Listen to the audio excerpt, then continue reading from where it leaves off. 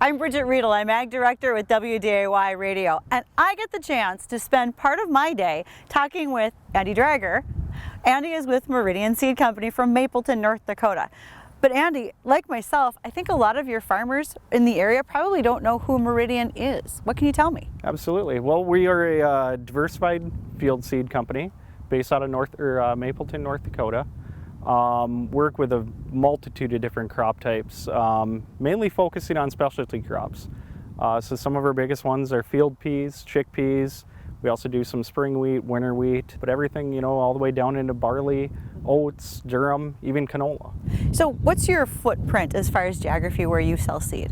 So we cover 11 states, based out of North Dakota, obviously, but we go all the way down into Kansas, Nebraska, Colorado, and all the way as far as west as Washington State. So when you think about those regions and where you're selling that seed, is there a particular seed that comes to mind when you think about the state of Colorado or probably down into Kansas? What are you primarily selling down in those areas? So mainly field peas. Okay. So it started off about 8 years ago.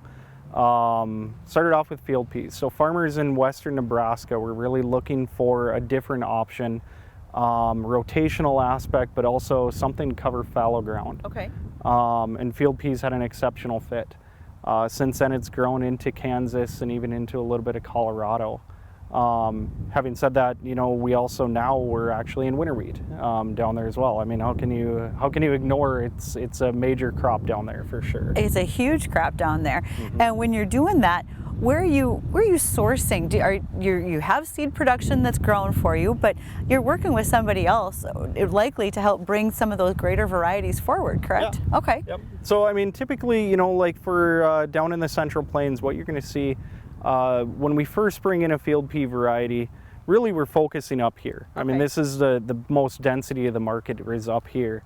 But what we're doing in tandem with that is we're actually screening, we're trialing, we're seeing what has a good fit for that part of the country as well. After that, we bring the varieties down and we work with seed growers down in Nebraska, Colorado, and Kansas as well. What are you seeing in changes in those varieties as they improve? We know that advancements get made so quickly in corn and soybeans because they're a large acreage, but do any of those things get done for you too in the specialty market? Absolutely, okay. Absolutely. You know, I think one of the biggest things when you look at the specialty crops in particular, kind of across the board, right? And I don't care if it's you know, malt barley, or if it's field peas, or if it's chickpeas.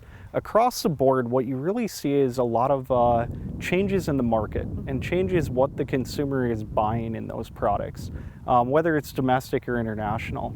You know, a great example of that is, you know, probably 7-8 years ago when we talked field peas, they were very straightforward. It was harvest it, take them to the elevator, you're off to the races. We saw this trend and this change occurring in the market, that there was definitely a more focus on the protein aspect. So we started making variety selections based off of more protein forward varieties. Sure. The market now is definitely very much like spring wheat, where they're buying on protein, or discounting for not having it, or you see varieties or contracts uniquely for protein. You know, I mean, interesting enough, even from the breeders that we work with in field peas 6-7 years ago, it was a gamble to even see protein on your trialing results. Right. It just shows how much change can occur in a very, very short time frame. Because of those specialties, and I think about field peas and especially, you'd have to look towards inoculants, seed treatments, etc. Do you delve into that, or do you wait for the farmer to make that choice on his seed himself? We offer them. Okay. We offer inoculants, we offer seed treatments. I like to say it's complementary. Sure. Right? Our focus, because I think there's a lot of noise when you get into specialty crops, our focus as a small company, we want to make sure that we are offering the best seed we possibly can to our farmers, and we want to make sure that we are ahead of the curve. Absolutely.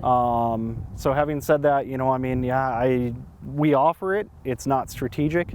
it's there if people are looking for it, but really our focus is seed. What are the other things that you're doing with your customers? I mean, because I'm going to guess you don't just drop the bag of seed and run. There's likely some other things that happen for your customers as well. Absolutely, absolutely. I mean, sometimes it comes down to just simple education, Yes. right? You know, we're experienced in the aspect of we don't farm, no, but we work with so many different farmers in so many different areas. For example, when you're working with field peas and you're harvesting them for seed versus for commodity, it's a very different practice, right? You know, we've definitely seen where you got to get into the field when it's a decent moisture content. If you hop into the field when it's 15, 16 moisture, you're going to have dust when you try to clean it, process it, get it ready as seed. So, you know, my recommendation, I mean, some instances, we're telling our guys to get into the field at 20% moisture. Are all your field peas in those instances, are you looking at sending them in for food grade processing? Are they going to feed? Is someone growing them specifically for their own livestock operation? There is some. Okay. Yep, there's definitely some that are growing for livestock purposes or for feed purposes. Majority of what we are working with is definitely intended for the human consumption market. Okay. Having said that, you could definitely use some of these varieties either way, for sure. And then we do also work with some forage peas. But majority of what we're working with is definitely for the human consumption market. And with the barley that you're working with, are you on the lists for the malters? Yeah. Oh, right. So like Coors and some of those other places, you've already worked with them and know that your varieties are good to go when it comes to selling to those folks. Yep. So we have one barley variety on the malt side, Connect, and that one is on the AMBA approved list. We've seen some work with maltsters. Locally here in the Dakotas, actually one of our biggest markets for that one, coincidentally, is out in the PNW. Oh, nice. Yep. So definitely see some activity for that one out there. So do you have a dealer network as well as a seed production network? How does that look for a customer when they want to make sure that they can find you? Absolutely. So mainly we are working with the seed dealers, the farmer dealers that are producing the seed as well. Having said that, we also have a retailer network on the side. Because of our footprint, our diversified product offer and everything, one thing we did do a few years ago is we ended up incorporating a seed locator onto our website. Solved a lot of those problems of bridging the gap of I saw this product, but where do I find it? Right. So it's a pretty intricate little matrix that's behind this seed locator, but you can go on there, select whatever crop type you're looking for, whatever variety you're looking for, and it'll populate exactly who has it, whether they're a seed grower or a retailer. That's a huge opportunity for customers. So, absolutely. Okay, tell me where that seed locator is. How do they find you if they're looking for you? Absolutely, just right on it's right on the homepage of our website actually, so it's nice and easy to find. It's just meridianseeds.com. Okay, Yeah. And so do you use social media as well with We do. as part of your selling technique? Yep, we do. I am no expert with social media myself. I probably need to hire somebody that just really knows that pretty well.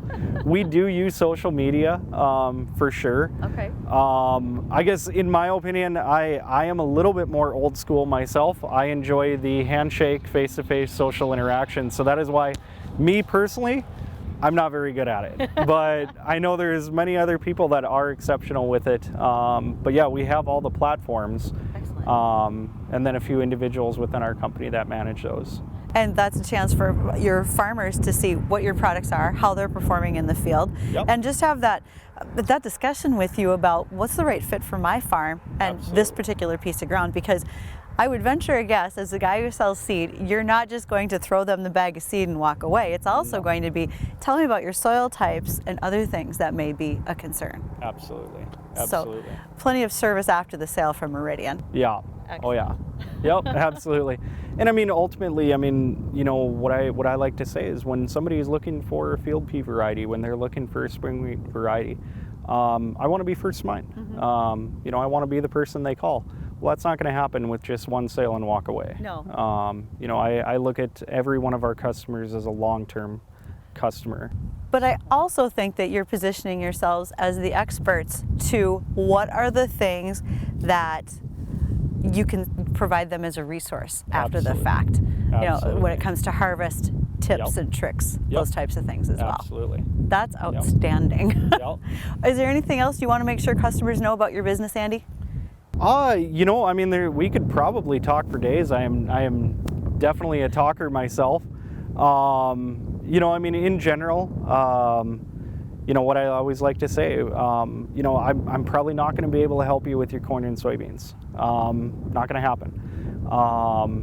What we do specialize in, and what we are in, I refuse to get in crop types that we are not going to be able to provide value in. Okay. So everything we work with, I do believe we're well educated, we're well rounded. We work with the right breeders in those crop types. So I know when we're coming to the farmer, we're coming with the best offer forward, as far as variety, performance, and ultimately value. That's what everybody's looking for, especially in today's world with specialties. Absolutely. That's excellent. Absolutely. Thanks, Andy. I was a appreciate pleasure. it. Good to visit with you. Yeah, you too. Thanks.